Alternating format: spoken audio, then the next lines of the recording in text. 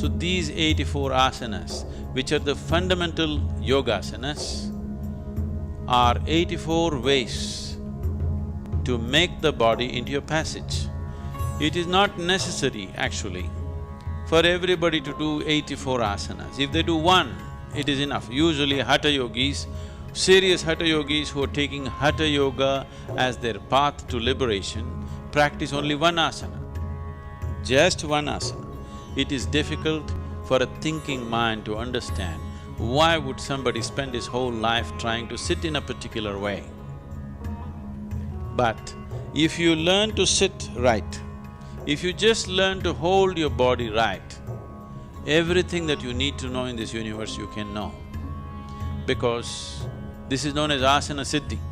If you can sit in a posture, stable and comfortable, for 2.5 hours, then we say you have attained to asana siddhi, that you are in absolute comfort and at ease in a particular posture. That is asana siddhi. If you achieve this, everything that you need to know, one can know internally.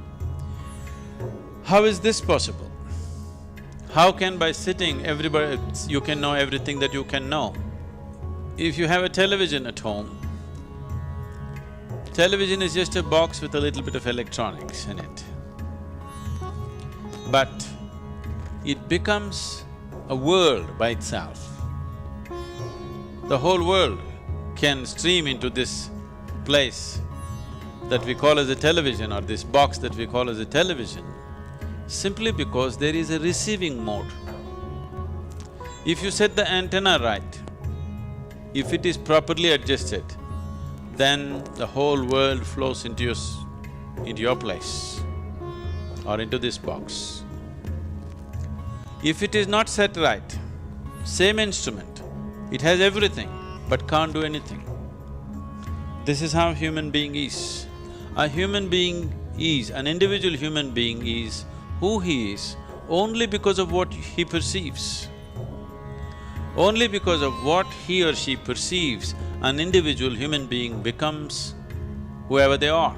Right now, you are who you are only because of whatever you have perceived in your life till now. And you will be who you will be only because of what you will perceive in future. Whatever you perceive is what makes you whatever you are today. So, the whole system of yoga is only interested in enhancing perception.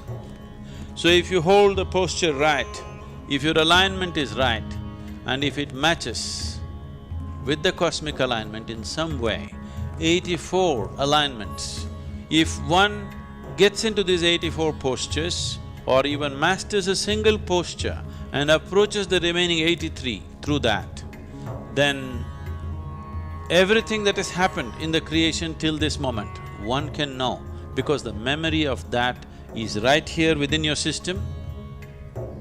In a, let us say in a codified way, it can be activated and ignited if it touches another dimension outside of yourself. So asanas are powerful means, yogasanas are powerful means to connect. I do not want you to forget what yoga means. Yoga means union. Union means two have become one. Two is just this, there are only two in the existence, you and the rest of the existence. In the rest of the existence, you may identify this one, that one, that one, but essentially there are only two, you and the rest of the existence, because there are only two dimensions of experience within you.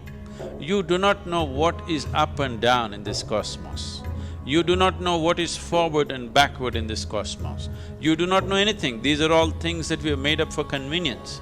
The only experiential reality is, there is something called outward and there is something called inward. So these are the two dimensions of experience, inner and outer.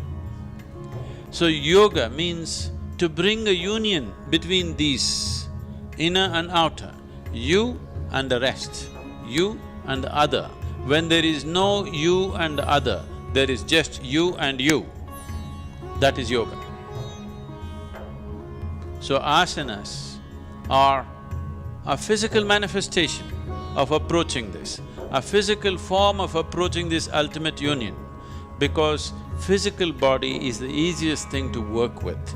If you try to do something with your mind, it will play too many tricks. At least with the body, you know whether it's doing it right or not doing it right, whether it's cooperating or not cooperating. A mind, if you push it too hard, it will play all kinds of tricks with you. It will make you believe all kinds of things and dump you the next day. But body is not like that. It is a reliable factor. If you work with it sensibly, the yogasanas will definitely lead… yogasanas will definitely lead to the possibility of ultimate union. In the meantime, by getting into the postures, before all this alignment with the ultimate happens, inner alignment happens, which will naturally achieve a chemistry of healthfulness, joyfulness and blissfulness, and above all, balance. Balance is something that modern societies have ignored and they're paying a huge price for today.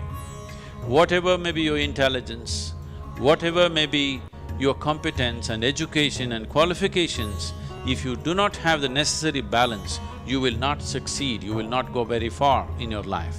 So, the most important thing for people who are seeking to be successful, people whether they're working in corporate sector or they're political or they're military or whatever field, the most important thing is balance. Only if you have a balance which is not disturbed by external situations, will you be capable of making use of the competence and intelligence that you carry within you. Otherwise, the most wonderful qualities that one may have will all go waste simply because of lack of balance. And Hatha Yoga means balance.